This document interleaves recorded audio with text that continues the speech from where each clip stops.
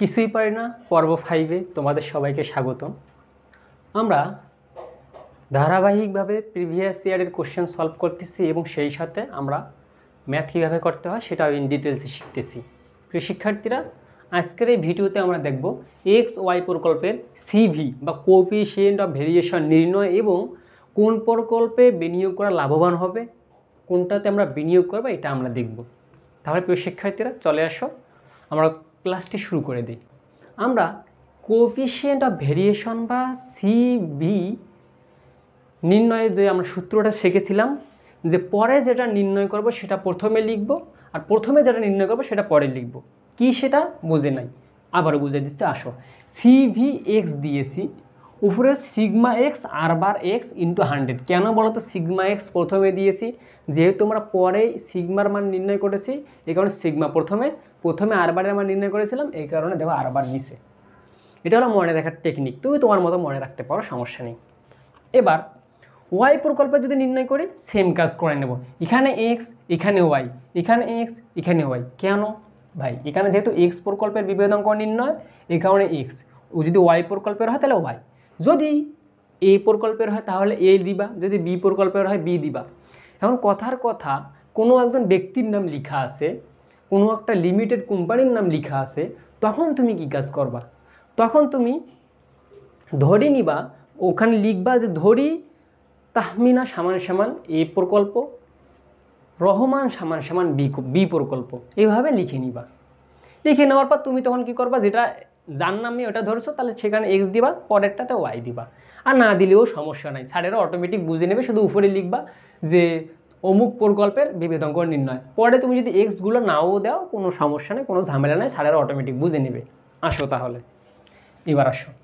তাহলে আমরা প্রথমে কি শিখেছি?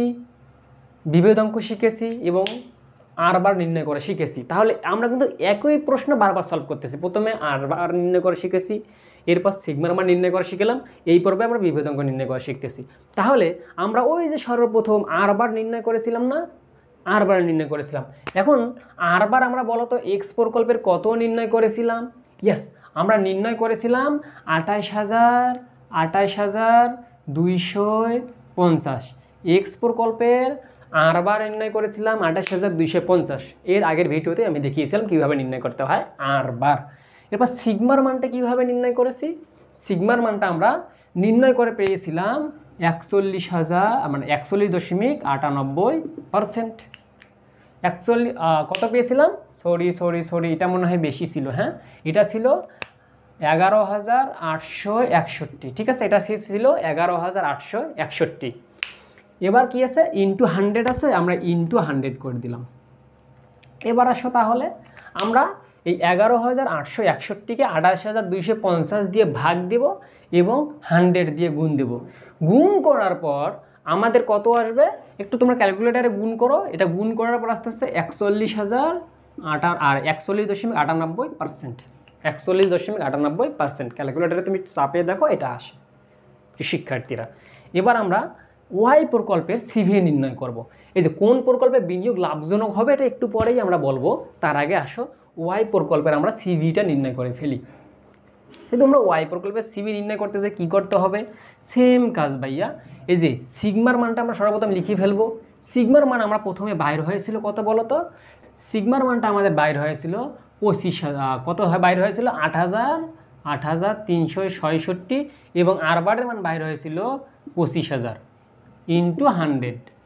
এটা আমরা এর আগের ভিডিওতে বা এর আগের পর্বে বা এর আগের প্রশ্নে নির্ণয় করেছিলাম।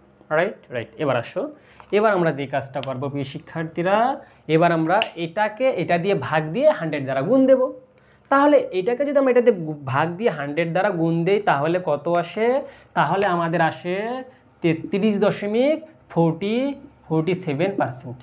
ঠিক আছে, তাহলে আমরা এক্স এবং ওয়াই প্রকল্পের বিভেদাঙ্ক নির্ণয় করা শিখে গেলাম। এখন আমরা কি করব? কোন প্রকল্পে বিনিয়োগ করা লাভজনক হবে সেটা আমরা নির্ণয় করব। এটা আবার কিভাবে নির্ণয় করব? এটা খুবই মনোযোগ সহকারে দেখতে হবে, এটা খুবই গুরুত্বপূর্ণ। তুমি ম্যাথ পাইলা কিন্তু কিভাবে এটা নির্ণয় করতে হবে সেটা বুঝো না, তাহলে কিন্তু হবে না প্রিয় শিক্ষার্থীরা।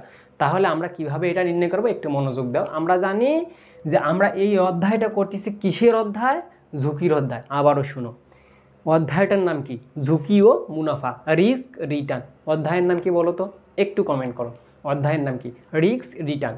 তার মানে কি? ঝুঁকির অধ্যায়। কিন্তু কিসের অধ্যায়? ঝুঁকির অধ্যায়।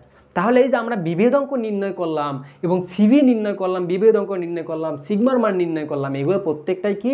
ঝুঁকি। কিন্তু ওই যে আরবার যে নির্ণয় করলাম ওটা ফের কিন্তু আয়, ওইটা আবার আয়। তাহলে এই বিভেদ অঙ্ক এটা কি? ঝুঁকি। তাহলে 41.98% এটা কি?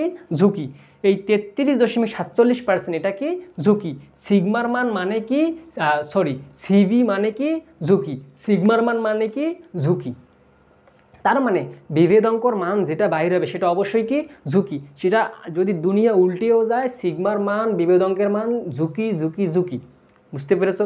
তার মানে যদি দুনিয়া উল্টে যায়, সবাই মিথ্যা কথা বলে, তারপরেও সবাই যদি সত্য কথা বলে যেটা উল্টা, জীবনেও পসিবল না, ওটা ঝুঁকি মানে ঝুঁকি। তার মানে সিভি বা বিভেদ অঙ্ক বা সিগমার মান কি? বাইরে হলে সেটা হয় ঝুঁকি। তাহলে সেটা যদি ঝুঁকি হয়, তাহলে এবার বলো তোমার কোম্পানিতে তুমি ধরে নাও বিনিয়োগ করবা। এখন তুমি কি এইটাতে বিনিয়োগ করবা নাকি এটাতে বিনিয়োগ করবা? এটাতে ঝুঁকি 41.98%, এটা 33.47%। অবশ্যই তুমি এটাতে বিনিয়োগ করবা, কারণ যেখানে ঝুঁকি কম সেখানে তুমি বিনিয়োগ করবা, ঝুঁকি যেখানে বেশি সেটা তুমি অ্যাভয়েড করবা। আই হোপ বুঝতে পেরেছো।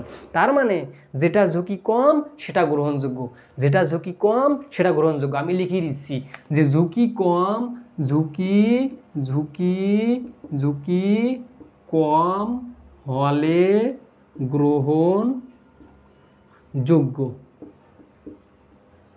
কখন কখন? এই সিগমার মান অথবা সিভির মানের ক্ষেত্রে। তাহলে ঝুঁকি কম হলে গ্রহণযোগ্য কখন কখন? সিগমার মান অথবা সিবি মানের ক্ষেত্রে। তাহলে যেখানে সিগমার মান বাহির করো, যেখানে সিবির মান বাহির করো, যেটা কম সেটা নিবা। আই হোপ তোমরা বুঝতে পেরেছো। তাহলে আজকের ভিডিওটি এই পর্যন্তই। দেখা হবে অন্য কোনো লেকচারে, অন্য কোনো এপিসোডে। তোমাদের কোন কোন বিষয়ে সমস্যা, কোন কোন টপিকের সমস্যা অবশ্যই জানাই দেবা। এবং তোমরা যদি আমাদের সাথে লাইভ ক্লাস করতে চাও, অবশ্যই তোমরা আমাদের ফেসবুক পেজে যুক্ত হয়ে যাবা, ওখানে লিখবা অ্যাকাউন্টিং ইজি। তাহলে ইনশাআল্লাহ তোমরা আমাদেরকে পেয়ে যাবে এবং সেখানে লাইভ ক্লাস করতে পারবা। তাহলে এই পর্যন্ত শিক্ষার্থীরা ভালো থাকবা, সুস্থ থাকবা। আল্লাহ হাফেজ।